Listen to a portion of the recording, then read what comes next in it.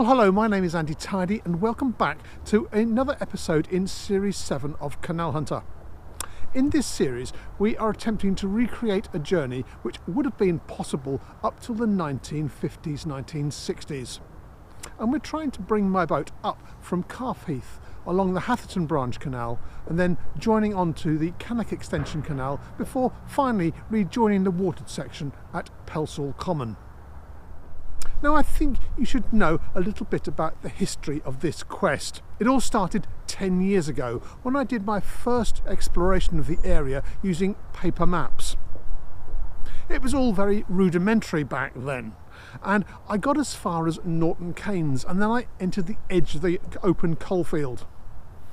And I recognised that there really was no point in tracing down the line any further. It had been completely obliterated. The land that I'm standing on now is 150 feet high of man-made spoil. There is no trace whatsoever as you come out here to the latter sections of the Cannock Extension Canal. Well, then enter lockdown of the coronavirus. And at that point, I decided I would like to try and recreate a route of the old horse-drawn trade out from the area. And at that time, I had a number of pictures spanning this section.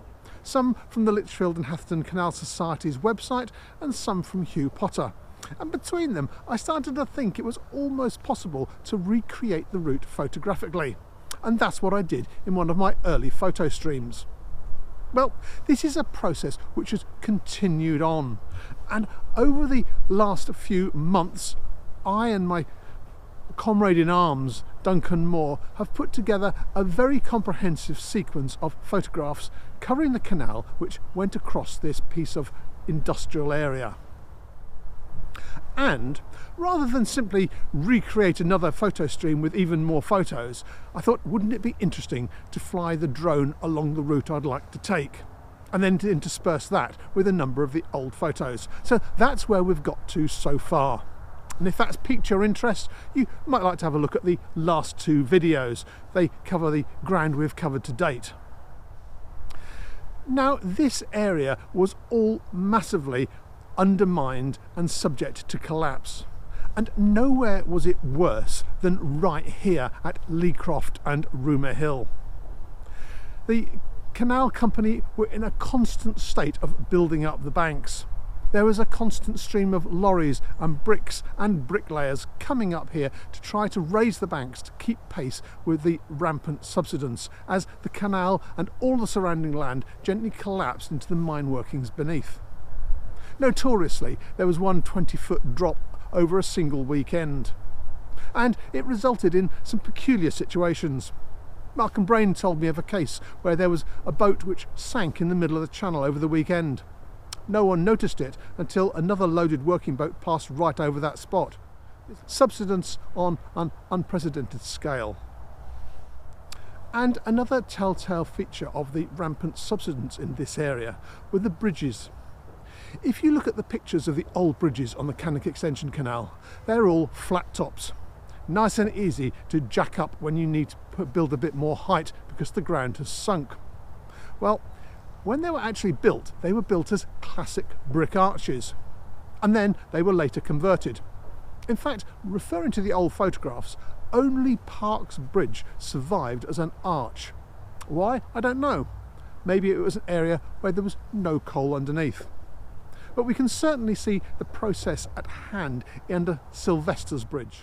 This bridge had its arch taken out and replaced with a flat iron girder bridge. And you can see that in one of the pictures I'll overlay. So the project for this episode is to follow the route from Rumer Hill Junction, which is where we left the canal last time, and fly it all the way through to Norton Canes. So let's crack on and I will see you at the other end. Now, a word of warning. This area has been totally open cast mined.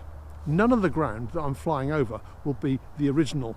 The general slope is there, but I guess the land is probably 50 to 100 feet higher than it used to be. But, as ever, I will attempt to remain faithful to the line. And I'll see you at the other end.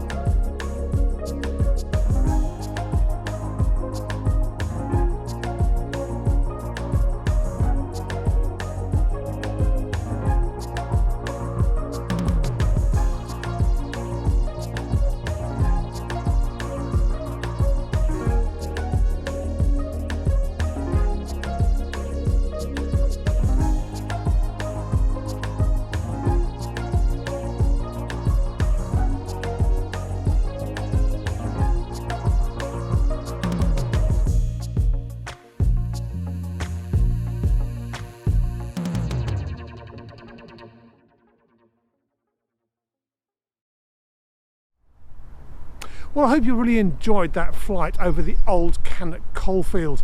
We've flown all the way from Rumer Hill Junction out over the village of Norton Canes, site of the mighty Conduit Colliery, and we've now arrived at the end of the watered section of the Cannock Extension Canal, the site of Turf Bridge over the A5. As we approached Norton Canes, the built remains of the canal started to emerge from the edge of the open cast colliery. Washbrook Lane is a good place to go. You can see the end of the canal embankment. You can see the retaining walls for the embankment, and if you go to the site of the old Badger Bridge, you'll find that there is a house built exactly on the line of the canal. And if perchance you get invited by the owner to look in his back garden, you will find that it extends for about a quarter of a mile, and it's all made up of the channel of the Cannock Extension Canal, blue bricks and all. The section leading from Norton Canes village up to the M6 toll again is an embankment with remains on it. And as I said in previous episodes, there are history videos about this section of canal, and if you look at the link down below, you can go and have a look at those. This has been very much an overview of the Cannock Extension Canal through from Hensford Basin in the last episode to here the watered section at Norton Canes. I hope you've enjoyed this virtual trip, a trip I don't think I will ever be able to make in my own boat, but it's been fun making it, fun flying the drone along the route, and fun attaching all the old archive photos to it. So for now, cheerio and happy hunting.